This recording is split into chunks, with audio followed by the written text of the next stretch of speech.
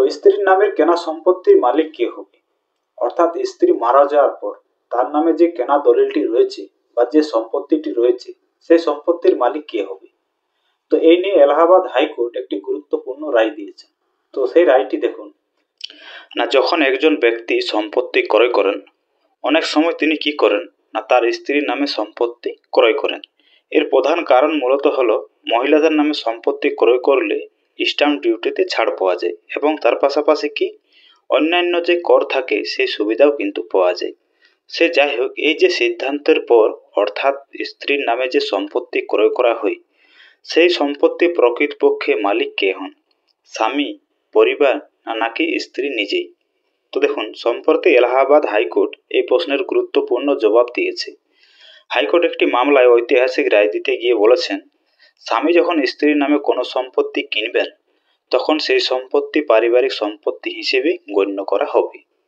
আদালত বলেছেন যে যেহেতু বেশিরভাগ পরিবারে স্ত্রীর আয়ের কোনো স্বাধীন উৎস নেই, তাই এই জাতীয় সম্পত্তি সাধারণত স্বামীর ব্যক্তিগত আয় থেকে কেনা হয়।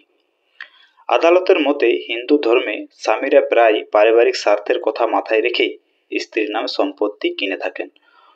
যেমনটা পূর্বেই জানালাম যে মহিলাদের নামে যদি কোনো সম্পত্তি ক্রয় করা হয় তাহলে কি হয়, স্ট্যাম্প ডিউটিতে ছাড় পাওয়া যায় এবং নানা ধরনের করের সুবিধাও কিন্তু পাওয়া যায়। তার কারণে অনেক সময় স্ত্রীর নামও সম্পত্তি ক্রয় করা হয়ে থাকে। এরপর দেখুন, স্বামীর নামে ক্রয়কৃত সম্পত্তির পারিবারিক মালিকানা।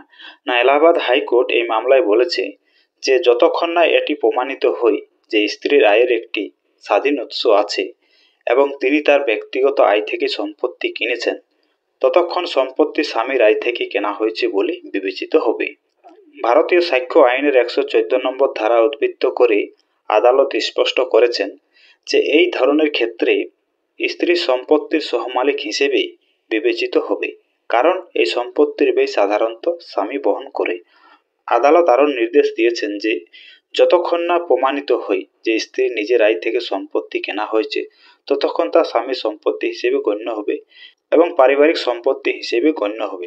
তো এই মামলাটি দায়ের করেছিলেন সৌরভ গুপ্ত, যিনি তার বাবার কেনা সম্পত্তির উপর অধিকার নিশ্চিত করার জন্য হাইকোর্টে আবেদন করেছিলেন। এরপর দেখুন, স্বামীর মৃত্যুর পর স্ত্রীর অধিকার কি রয়েছে। না, ভারতীয় আইন অনুযায়ী স্বামী জীবিত থাকা অবস্থায় স্ত্রীর কোনো প্রকার সম্পত্তির উপর অধিকার নেই।